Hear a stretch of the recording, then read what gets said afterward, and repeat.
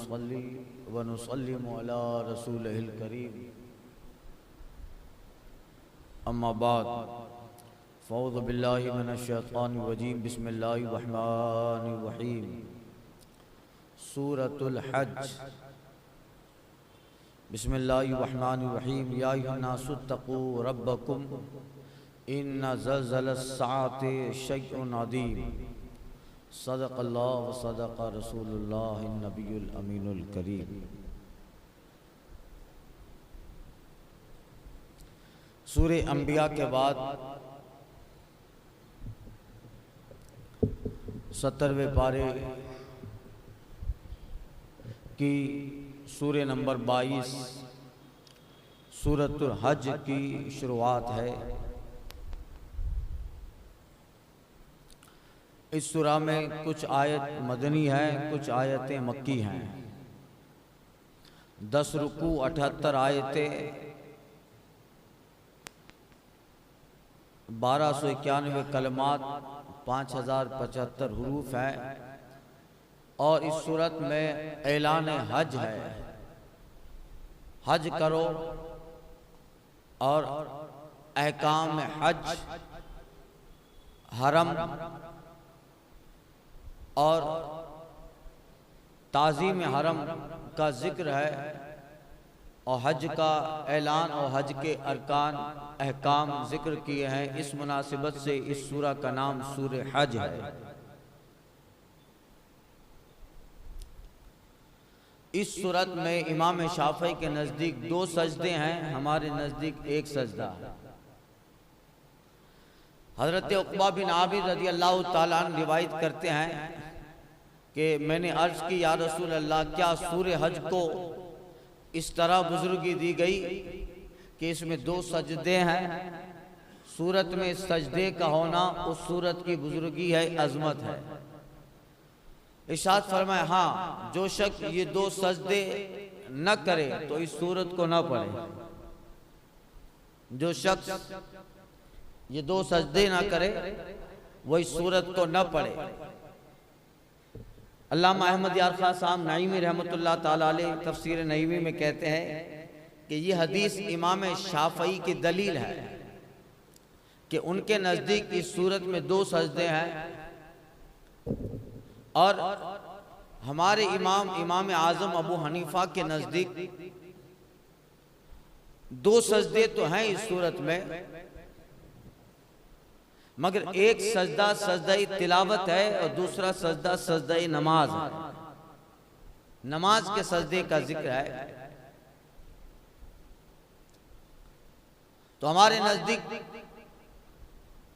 एक ही सजदा है, यानी पहला सजदा। और जो दूसरी आयत में इंशाल्लाह वो आयत आएगी, दूसरी आयत में जो सजदा मुराद है वो सजदाई नमाज है, न कि सजदाई तिलावत। क्योंकि वहां इरशाद हुआ है इरकऊ वस्जुदू, यानी रुकू करो और सजदा करो। तो उस आयत करीमा में सजदा का रुकू के साथ जिक्र हुआ है। और जहां रुकू सजदा मिलकर जिक्र हो वहां सजदाए नमाज मुराद होता है। तो बहुत सारी आयत यहाँ ऐसी है कि जहाँ रब फरमाता है वस्जुदी वरकई, वस्जुदू वरकऊ, सजदा करो रुकू करो, तो बहुत सारे सजदे हो जाएंगे। इसलिए हमारे नज़दीक एक सजदा है। नीज तहावी में हजरत अब्दुल्ला बिन अब्बास से एक रिवायत है कि सूरे हज में पहला सजदा सजदाई अजीमत है और दूसरा सजदा सजदाई ताजीम है।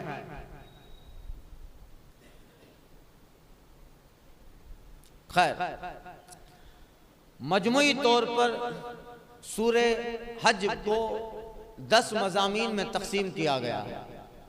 इसमें 10 बड़े बड़े टॉपिक हैं, मज़ामीन हैं, जिनका खुलासावार जिक्र होगा।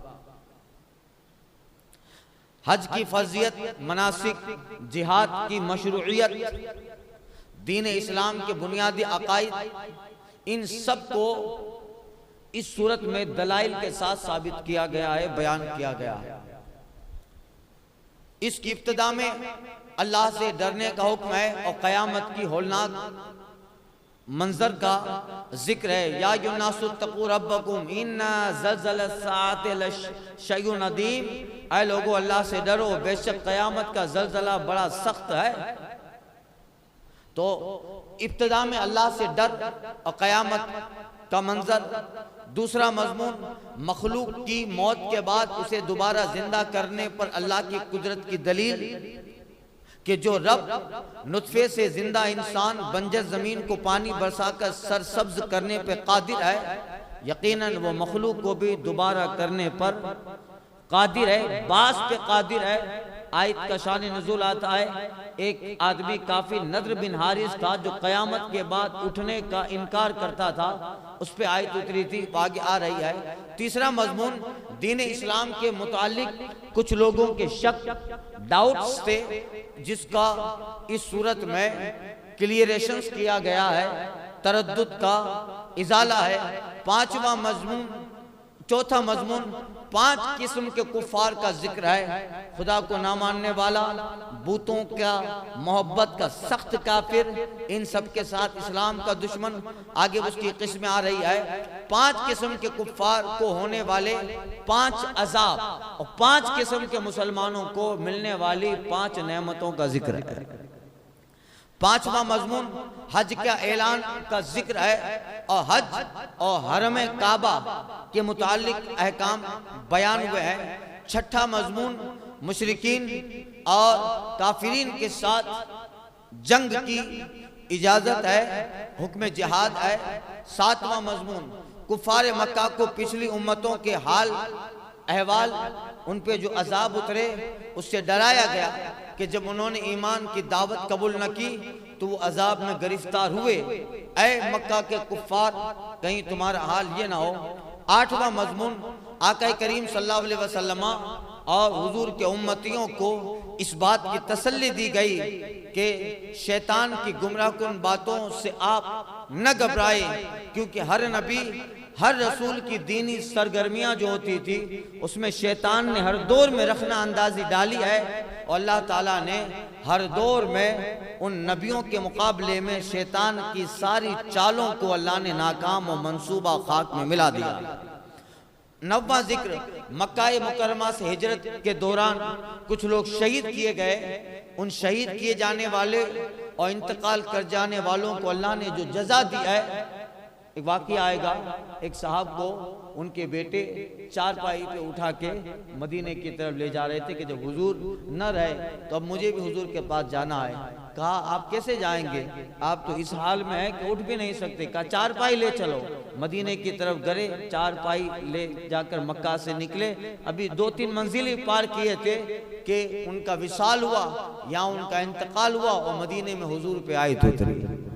ये जिक्र है। 10वां कुरान मजीद की अजमत और शान बयान की गई और ये बताया गया कि इस्लाम के अलावा जितने लोग हैं को काफिरीन मुशरिकीन ये कुरान मजीद को पसंद नहीं करते और अंबिया और मुसलीन इज़ाम से बुग़्ज़ रखते हैं। आखिरी मजमून ये है जिसमें ये बताया गया, जो इस सूरत का सबसे अहम मजमून होगा वो ये होगा कि फरिश्ते जितने अल्लाह ने बनाए हैं उनमें से अल्लाह ताला ने फरिश्तों को बाज़ फरिश्तों पे फजीलत दी है। इसी तरह अल्लाह ने आलम इंसानियत जो बनाया है, जनाब आदम की औलाद, इन इंसानों में भी अल्लाह ने बाज़ इंसानों को बाज़ पर फजीलत दी। फद्दलनाहुम कसीरा, इतनी फजीलत दी कि इंसान के बाज़ अफराद ऐसे हैं कि सफ़े फजीलत, सफ़े बुज़ुर्गी और सफ़े अज़मत में उनका मकाम फरिश्ते और जिब्रील और मीकाईल से भी आगे है। अल्लाहु अकबर। ये है। तो सुनिए, शुरू करते हैं सूरत। बिस्मिल्लाहिर्रहमानिर्रहीम, अल्लाह के नाम से शुरू जो निहायत मेहरबान रहम वाला। या युन्नासुत्तकू रब्बकुम इन्ना ज़ल्ज़लत-सआति शैउन अज़ीम, ऐ लोगो अपने रब से डरो, बेशक कयामत का ज़ल्ज़ला बड़ा सख्त है। ज़ल्ज़ले का नाम आता है तो आदमी वैसे ही डर जाता है। जब तक देखा नहीं था तब तक पता नहीं था, मगर एक मर्तबा देख लिया 2001 में। ऐसा एक देखा 2001 में जैसा दूसरा नहीं देखा। जब तक किसी चीज को देख न लिया जाए, उसकी अजमत और उसकी सनसनी खैजी मालूम नहीं होती, तो जलजला, कयामत के दिन भी एक अजीम जलजला आने वाला है। वो इतना खतरनाक होगा कि अभी से जो जलाजिल जलजलों का जो दौर है, ये तंबीह करने के लिए है कि जब ये थोड़ी देर का 35 सेकंड का हिंदुस्तान को तबाह कर दे, तो फिर बताओ वो घंटों का, दिनों का जलजला क्या हाल होगा। या युन्नासुत्तकू, जलजला और कयामत की निशानी जो जलजला है, उससे पहले अल्लाह ने फरमाया, ऐ लोग इत्तकू रब्बकुम, अपने रब से डरो। पहली आयत इस सूरह की तकवा इख्तियार करने का हुक्म दिया, और खौफ खुदाबंदी और तकवा ये एक ऐसी चीज है जिसकी वजह से इंसान अपने आमाल और अपने अखलाक की इस्लाह करता है, मुआशरे में बंदा अच्छा इंसान बनता है। इसलिए कि तकवा और खौफ खुदाबंदी पर सबसे ज्यादा उभारने वाली चीज जो है वो कयामत। तकवा पे उभारने वाली चीज, बंदे के दिल में खौफ खुदा डालने वाली चीज, बंदे को परहेजगार बनाने वाली चीज कयामत है। लिहाजा उसका जिक्र आयत में हुआ कि बंदा अल्लाह से डरे, क्यों? कयामत आने वाली है। बंदा खौफ खुदा में रचा बसा है, क्यों? कयामत आने वाली है। बंदा परहेजगार बन रहा है, क्यों? कयामत आने वाले। अगर कयामत ना होती तो खौफ खुदा और परहेजगारी, इससे बंदा बिल्कुल गाफिल हो जाता कि जब कयामत है ही नहीं, हिसाब व किताब का कोई मकाम व मनसब महल है ही नहीं, तो फिर क्या खौफ खुदा, क्या कयामत, क्या जो है डर, जो चाहे मनमानी करता। अल्लाह के डर, तकवा, परहेजगारी, बंदों का हक, अल्लाह का हक, मुआशरे में अच्छा इंसान, अखलाकमंद बनना, इन सारी अच्छाइयों पर अगर कोई उभारने वाली चीज है तो कयामत। बंदा सजदा करता है, रब तू राजी हो जा, कयामत आने वाली है। किसी से लेता है, किसी से देता है, लेन देन में खौफ खुदा है, इबादत, बंदगी, परहेजगारी। इसलिए इन सारी चीजों पर उभारने वाली चीज कयामत है। और कयामत में जो अलामात कयामत है, इमारातुस साआ, उन सब अलामतों में अजीम अलामत जलजलाए सात, जलजलाए कयामत है। तो कयामत की हौलनाकियां, उसका हिसाब व किताब, उसके अहवाल पेश नजर होंगे। तो कोई इंसान किसी दूसरे के हक तलफी, जुल्म, सितम, किसी किस्म की ज्यादती नहीं करेगा। गोया इस आयत करीमा का खुलासा है, ऐ लोगों अपने रब से डरो और उसकी इताअत में मशगूल हो जाओ।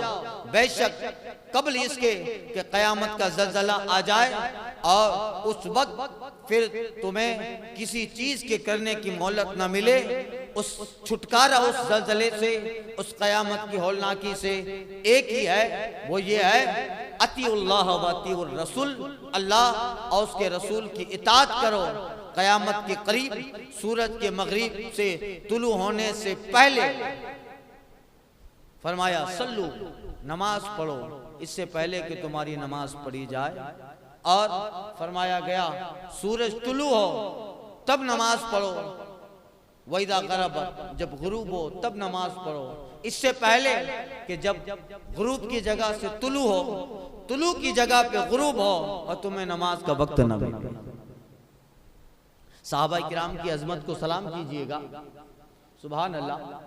उन्हें इबादत का, बंदगी का और अल्लाह की बारगाह में नमाज और जिक्र का कितना शौक व बलबला था कि जब हुजूर बयान करते हैं कि कयामत के करीब सूरज निकलेगा मगरिब से, मगरिब में डूबेगा, तो सहाबा कहते यार रसूलल्लाह जब मगरिब से निकले तो नमाज कैसे पढ़े? मगरिब में डूबता है तो मगरिब पढ़ते हैं, निकलता है तो उससे पहले फजर है। तो फिर जब निकलने की जगह डूबेगा, डूबने की जगह निकलेगा, तो हुजूर नमाज की नियत कैसी करे? मगरिब की, फजर की। और हुजूर फरमाते हैं कि कयामत के दिन वक्त ऐसे गुजर जाएगा, दिन ऐसे गुजरेगा जैसे एक घंटा गुजर जाता है तो बताया गया साल महीने के बराबर, महीना दिन के हफ्ते के बराबर, हफ्ता दिन के बराबर, दिन घंटे के बराबर। और घंटा तो ऐसे गुजर गया जैसे हाथ में अंगारा रखा हो, फौरन हाथ जल जाता है, घंटा गुजर गया। तो सहाबा की अजमतों को सलाम कीजिए, क्या या रसूल अल्लाह, जब पूरा दिन एक घंटे के मुताबिक सा के बराबर चंद देर का होगा तो हुजूर 5 वक्त की नमाजें कैसे पढ़े? अल्लाह अकबर। इस वक्त बंदे को क्या सवाल करना चाहिए? मगर देखिए उनकी फिक्र में खौफे खुदा है, उनकी फिक्र में इबादत है, उनके ज़हनो फिक्र में नमाज है। जबकि ये यकीन था कब क़यामत आएगी तो ये सहाबा का दौर तो उस वक्त होगा नहीं, मगर उम्मत की तालीम भी हो जाए और हुजूर जो जवाब दें उस जवाब से क़यामत तक उम्मत मुस्तफ़ा को सबक और इल्म और इजाफा इल्म भी हो जाए। अल्लाह। नमाज की बड़ी अहमियत, नमाज का बड़ा जो है एहतमाम फरमाते थे। एक दिन सरकार फरमा रहे थे कि एक दिन आएगा कि लोगों के पास माल बहुत होगा, माल बहुत होगा। अब साहबा तो क्या सुबह से शाम तक मजदूरी करते हैं, जो मिला उस पर खर्च करना है, फिर इबादत भी है, बंदगी भी है, फिर कमाने के लिए निकल जाना है। तो कमाने का भी वक्त अलग है, घर का वक्त अलग है, इबादत का वक्त थोड़ा बहुत बचता, इबादत करनी है, फिर भी वो रात रात इबादत। तो हुजूर कहते हैं एक दिन ऐसा आने वाला है कि मेरी उम्मत के पास माल की कसरत होगी, इतना माल होगा तो इस वक्त बंदा क्या सवाल करे? तो साहबा खुश हो जाते हैं, क्या रसूलल्लाह तब तो कितना अच्छा होगा कि माल इतना होगा तो कमाने जाने घर की फिक्र नहीं रहेगी। जब इतना माल होगा तो दिल खोल के इबादत होगी, टेंशन ही नहीं है कि कमाने जाना है, लारी रखी है, तो दिल खोल के इबादत होगी। यानी इस वक्त भी जो सवाल है सहाबा का वो सवाल इबादत, सवाल नमाज। अल्लाह। इस उम्मत के सबसे अव्वलीन जो मोहसिनीन है वो सहाबा, जिनके वास्ते से दीन हम तक पहुंचा, शरीयत का असल चेहरा हम तक पहुंचा, कानून खुदाबंदी हम तक पहुंचा। इस उम्मत के अव्वलीन मोहसिनीन सहाबा हैं, जिन्होंने नुज़ूल कुरान भी देखा, जिन्होंने साहिब कुरान को भी देखा, जिन्होंने कुरान साहिब कुरान से समझा और जिन्होंने कुरान साहिब कुरान के सामने पढ़ा। अल्लाह। बदबख्त है वो इंसान, नाफरमान है या एहसान फरामोश है जो इन सहाबा पे लानो तान करते हैं। ये दीन हम तक जिस जमात ने पहुंचाया उस जमात का नाम जमात सहाबा, उस जमात का नाम जमात सहाबा। तो क़यामत कैसी होगी नक्शा बयान हो रहा है, सुनिए। यौम तरौनहा तज़हलु कुल्लु मुर्दिअतिन अम्मा अर्दअत व तदअु कुल्लु ज़ाति हम्लिन हम्लहा व तरस्नास सुकारा व मा हुम बिसुकारा वलाकिन्न अज़ाबल्लाहि शदीद। और वो यानी क़यामत जब आए जिसका ज़लज़ला इतना खतरनाक, सूरज खींच कर करीब ले आया जाए, सारी इंसानियत जमा हो जाए। अल्लाह अकबर। अल्लाह फरमाता यौम तरौना, जिस दिन तुम देखोगे हर दूध पिलाने वाली अपने दूध पीते को भूल जाएगी, हर गाभनी अपना गाभ डाल दे तो लोगों को देखेगा जैसे नशे में है, हालांकि वो नशे में न होंगे मगर ये कि अल्लाह की मार कड़ी है। ऐसा सख्त होगा कि जिस दिन तुम देखोगे कि कुल्लो मुर्दतिन अम्मा अर्दअत, हर हमल वाली अपने दूध पिलाने वाले जो बच्चे की माँ होगी वो माँ अपने बच्चे से गाफिल हो जाए। माँ सबसे गाफिल हो सकती है, अपने छोटे बच्चे से गाफिल नहीं हो सकती, अपने छोटे दूध पीते बच्चे से आप। मगर उस कयामत की सख्ती को बताया जा रहा है कि ऐसी सख्ती होगी कि दूध पिलाने वाली माँ अपने दूध पीते बच्चे को भूल जाए, उसे उसकी फिक्र हो, और इतना सख्त हमला होगा कयामत का, इतना खतरनाक मंजर होलनाक नक्शा होगा। फरमाता है रब तदउ कुल्लु ज़ाति हम्लिन हम्लहा, हमल वाली वक्त से पहले अपना हमल जन डाले। हमल वाली वक्त से पहले अपना हमल जन डाले। व तरन्ना सा सुकारा, और तुम देखोगे कि लोग नशे में है, यानी उसकी सख्ती, लोगों की आंखें बंद हो रही है, आंखें खुल रही है, ऐसी कड़ी धूप, ऐसा सख्त हिसाब के सामने पेश होना है। खुदा क़हार जब्बार जलाल पर है। अल्लाह अकबर। बुखारी की हदीस है, गज़ब अल्लाह ऐसा गज़ब फरमाएगा कि ऐसा गज़ब अल्लाह ने न पहले कभी फरमाया था न बाद में कभी फरमाएगा। तो हिसाब का डर, मीजान का डर, पुल सिरात से गुजरना, सूरज की गर्मी, अजीम मजमा, हर शख्स को अपनी अपनी फिक्र है, और उस फिक्र में अब माँ को अपने दूध पीते बच्चे की फिक्र नहीं, उसे भूल जाए। हमल वाली अपना हमल वक्त से पहले जन दे, और लोगों को देखो तरन्ना सा सुकारा, ऐसा लगेगा जैसे सब लोग नशे में हैं। वमा हुम बिसुकारा, हालांकि नशे में न होंगे। कयामत का सख्त दिन उन्हें ऐसे बना देगा कि एहसास होगा जैसे नशे में चलते हैं। आखिर वजह क्या है? वलाकिन अज़ाब अल्लाह शदीद, इसलिए कि अल्लाह की मार कड़ी होगी। अल्लाह के सामने पेश होना है, और फिर हिसाब किताब के बाद कहाँ जाना है सब तय होगा। तो वो वक्त इतना खतरनाक होगा कि लोग एक दूसरे पर गिरते पड़ते होंगे। ऐसे तरन्ना सा सुकारा, तुम देखोगे कि लोग नशे में हैं, हालांकि वो नशे में नहीं होंगे। मुफस्सिरीन कहते हैं बाज कि आयत ग़ज़वा बनी मुस्तलक में रात के वक्त उतरी थी। ग़ज़वा बनी मुस्तलक एक ग़ज़वा हुआ था, ग़ज़वा हुनैन। ग़ज़वा बनु मुस्तलक में रात के वक्त आयत करीमा उतरी, और नबी करीम सल्लल्लाहु अलैहि वसल्लम ने सहाबा किराम के सामने इस आयत करीमा की तिलावत फरमाई। आए लोगों, क़यामत का ये मंजर, अल्लाह अकबर, के ये हाल होगा लोगों का जब सहाबा किराम ने रसूलुल्लाह सल्लल्लाहु अलैहि वसल्लम की ज़माने अक़दस से इस आयत को सुना और इस आयत को समाअत किया। अल्लाह अकबर। रात का वक्त था, खेमे छावनी है। मैंने ग़ज़वा बनी मुस्तलक के सारे हालात बयान कर दिए हैं, बयानात में भी और तफसीर में भी पीछे गुजर चुका। ग़ज़वा बनी मुस्तलक में हुनैन का इलाका है और छावनी है, सहाबा की जंग हुई थी, जिसमें बाज जो है वो शिकस्त खा गए सामने वाले। उनका जो सरदार था मालिक बिन औफ, वो चला गया, बाद में वो भी ईमान ले आया।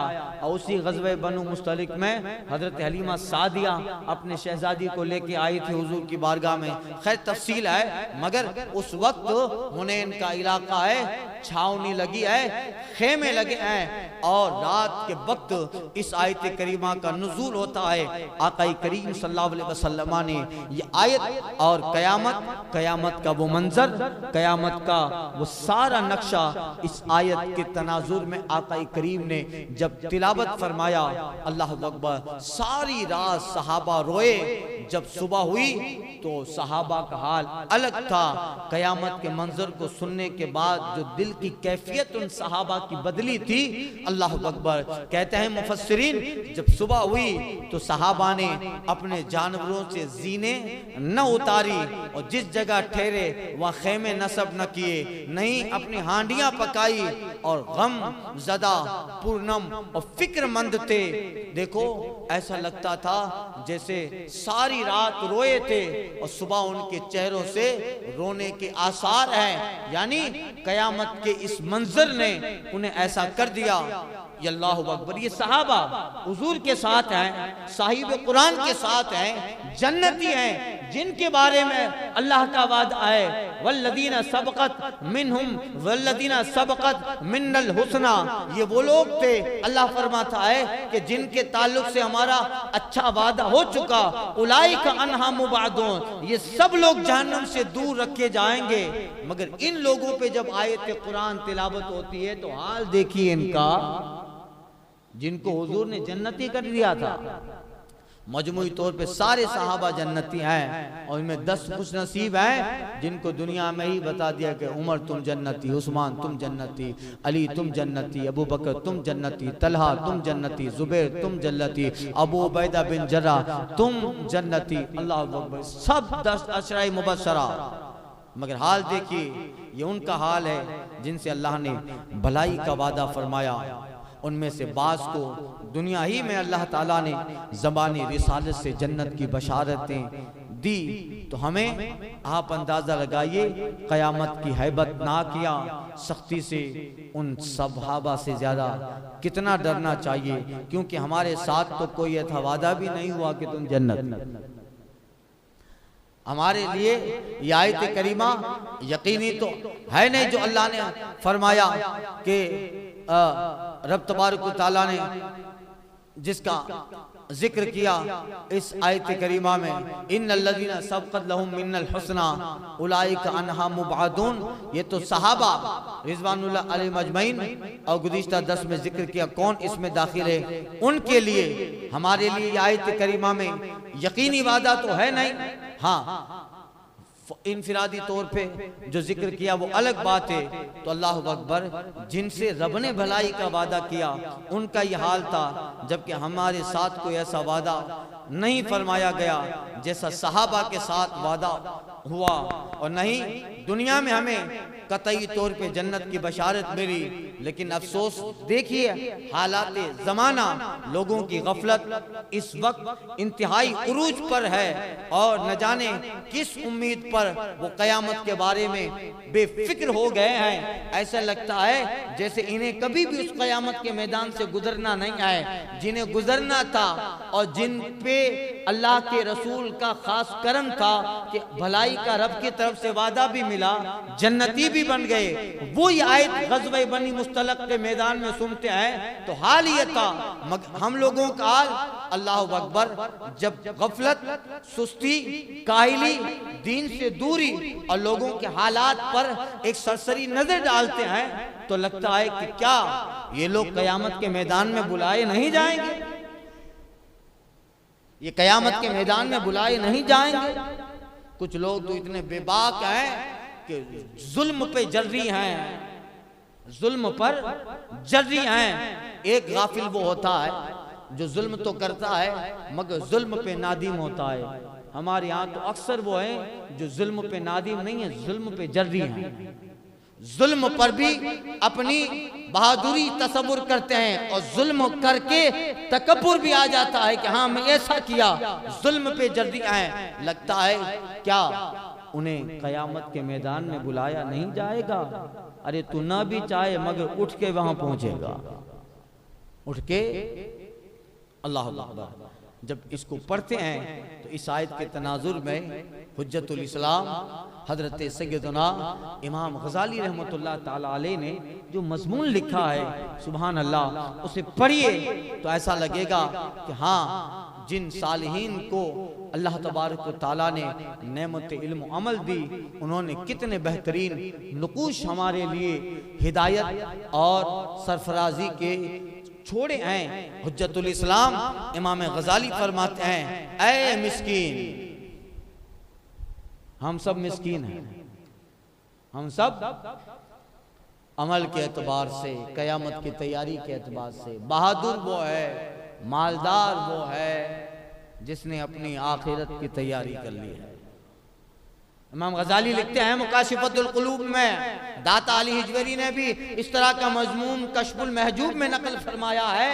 कहते हैं इंसान मिस्कीन है, गरीब है, इस सारी गरीबों की दुनिया में अमीर वो है जिसने अपनी आखिरत की तैयारी कर ली है, जिसके पास आखिरत का सरमाया है, अपनी आखिरत को जिसने संभाल लिया है वही मालदार है। बाकी आज का माल मालदार नहीं है, ये सब फिरौन के पास खरबो था, क्या लोग मालदार बनेंगे? 2-4 पैसे आ जाते हैं तो कहते हैं हम मालदार। क्या मालदार? फिरौन ने एक ऐसा बाग बनाया था कि 1 महीने तक चलो तो बाग खत्म नहीं होता। क्या मालदार, क्या पैसे पे गुरूर, क्या तकब्बुर अपने हुस्न पर। अपनी तंदुरुस्ती पर। इमाम गजाली लिखते हैं कि जब माल के ऊपर गुरूर आने लगे तो किसी को देख जिनसे अल्लाह ने माल और दौलत दिया था फिर छीन लिया।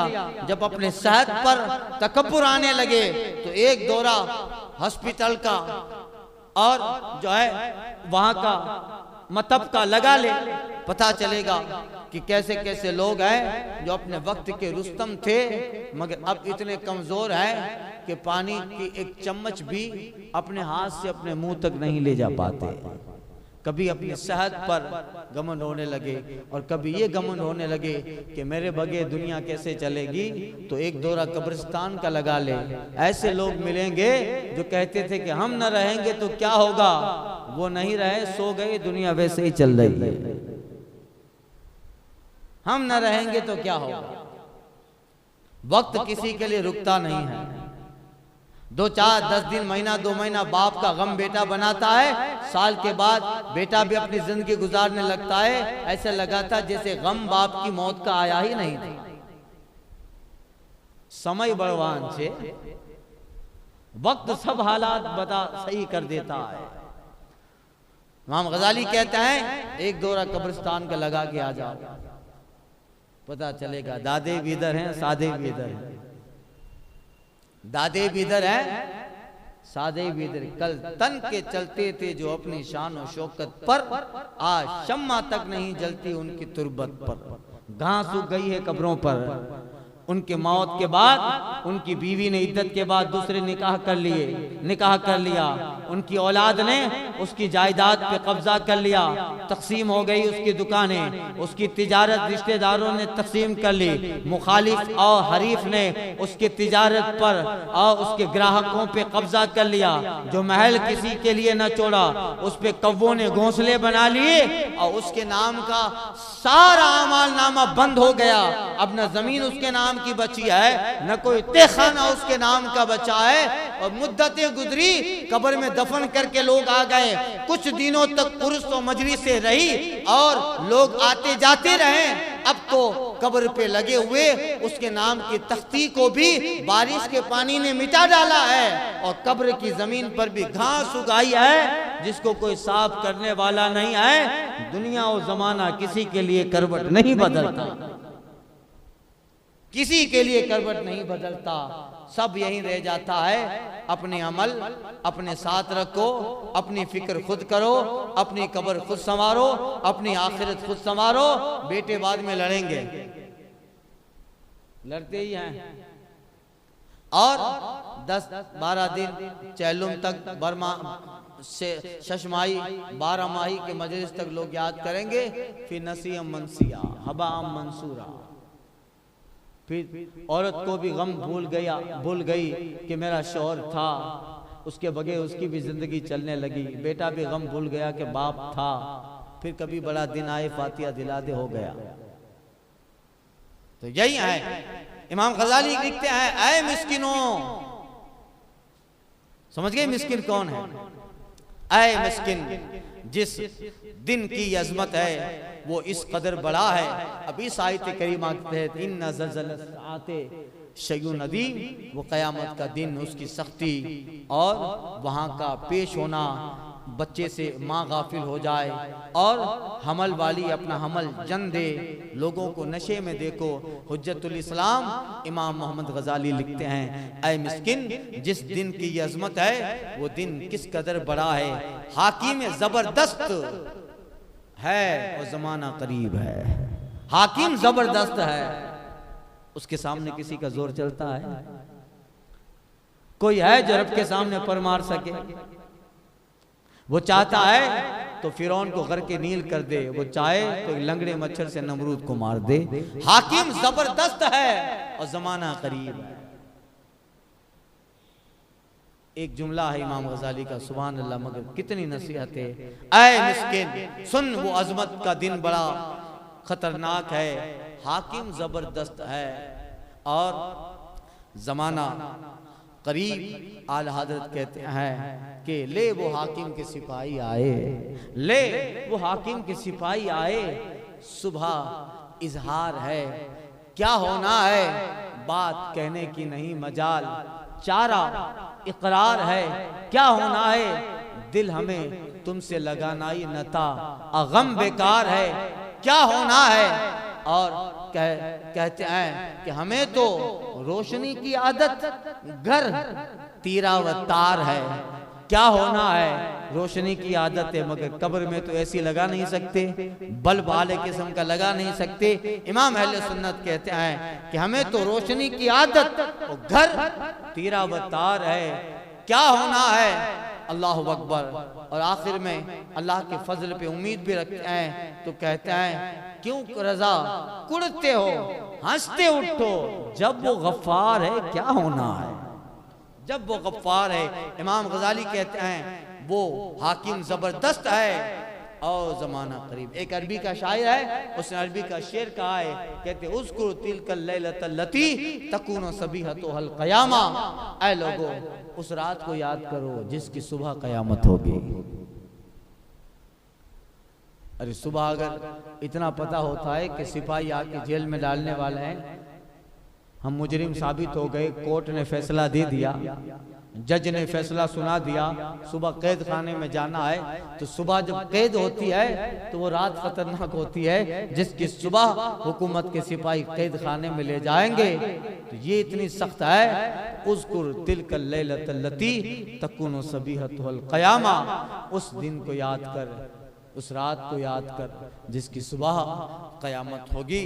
इमाम गजाली कहते हैं हाकिम जबरदस्त है, जमाना करीब है, तो उस दिन के लिए तैयारी कर जिस दिन तू देखेगा आसमान फट गए, उसके खौफ से सितारे झड़ गए, रोशन सितारों की चमक मांद पड़ गई, सूरज की रोशनी लपेट दी गई, पहाड़ चलने लगे, पानी लाने वाली ऊँटनियां खुली फिरने लगी, जंगली जानवर जमा हो गए, समंदर उबलने लगे, रूहें बदनों से जा मिली, जहन्नम की आग भड़का दी गई, जन्नत करीब लाई गई, पहाड़ उड़ा दिए गए, जमीन फैला दी गई। जिस दिन तुम देखोगे जमीन में जलजला बर्पा होगा, जमीन अपने बोझ निकाल देगी, लोग गिरोहों में बढ़ जाएंगे ताकि अपने आमाल देखें, और जिस दिन जमीन और पहाड़ उखाड़ कर फेंक दिए जाएंगे उस दिन अजीम वाक़या होगा और आसमान फट जाएंगे, हत्ता कि उनकी बुनियादें कमजोर हो जाएंगी,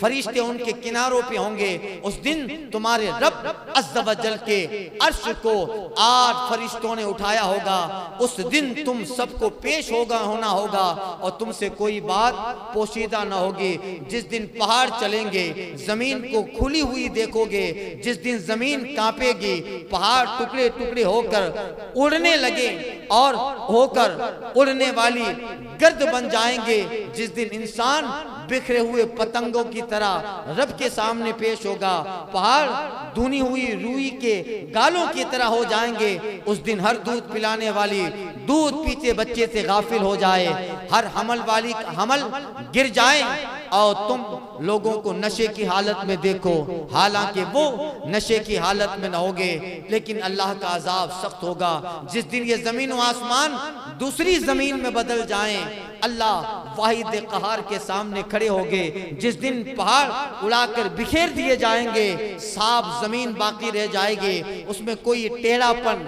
टीले नहीं देखोगे। जिस दिन तुम पहाड़ों को जमे हुए देखोगे, हालांकि वो बादलों की तरह चल रहे होंगे, जिस दिन आसमान फटकर गुलाबी लाल चमड़े की तरह हो जाएंगे, और उस दिन किसी इंसान और जिन से उसके गुनाह के बारे में नहीं पूछा जाएगा। उस दिन गुनहगार को बोलने से रोक दिया जाएगा और नहीं उसी के जुर्मों के बारे में पूछा जाएगा, बल्कि पेशानी के बाल और पांव से पकड़ लिया जाएगा। जिस दिन हर शख्स अपने अच्छे अमल को सामने पाएगा और बुरे को भी, और वो चाहेगा कि इस बुरे अमल और उसके दरमियान बहुत फासला हो। जिस दिन हर नफ्स उस चीज को जान लेगा जो वो लाया होगा, और जो आगे भेजा या पीछे छोड़ा सब हाजिर होंगे। जिस दिन ज़बानें गुंग होंगी, बाकी आज़ा बोल पड़ेंगे। ये वो अजीम दिन है जिसके जिक्र ने नबी करीम सल्लल्लाहु अलैहि वसल्लम को बूढ़ा कर दिया, हुजूर को उसके जिक्र ने बुरा कर दिया। सैयदना अबू बकर सिद्दीक अर्ज करते हैं, शिबता या रसूल अल्लाह, हुजूर आप बूढ़े हो गए, आप पे बुढ़ापे के आसार जाहिर हो गए। आका करीम ने फरमाया सय्यबतनी हूद वन नाज़िआत वल मुरसलात वम्मा यतसालून वमिथलुहुन्ना। ऐ अबू बकर, तेरे नबी को सूरे हूद, सूरे वाक़िया, सूरे मुरसलात, सूरे अम्मा यतसालून और इज़ शम्स कुव्विरत, ऐसी सूरतें जिसमें अजाब और क़यामत का जिक्र है, ऐ अबू बकर इन सूरतों ने तेरे नबी को बुढ़ा कर दिया। अल्लाह अकबर। ये हाल होगा तो अब इमाम गजाली कहते हैं, ऐ कुरान पढ़ने वाले, कहते हैं हुज्जतुल इस्लाम, ऐ कुरान पढ़ने वाले आजिज इंसान, तेरा कुरान मजीद पढ़ने से सिर्फ इतना ही हिस्सा है कि तू उसके साथ जबान को हरकत दे दे। अगर तू कुरान मजीद में कुछ पढ़ता है और उसमें गौर व फिक्र करता तो इस लायक था कि इन बातों से तेरा कलेजा फट जाता जिन बातों ने आका करीम को बुढ़ा कर दिया। अगर तुम सिर्फ जबान की हरकत पे कनाअत करोगे तो कुरान मजीद के समरे से महरूम रहोगे। और कहते हैं, ऐ बंदे, अल्लाह ताला की बारगाह में दुआ कर कि अल्लाह हमको सही तरीके से कुरान की तिलावत और उसमें गौर व फिक्र की तौफीक अता फरमाए। पढ़ना भी है और गौर व फिक्र भी। तो ये है कयामत का वो हौलनाक मंजर जिससे हम सब गुजरने वाले हैं, मगर इस सब मिस्कीन हैं।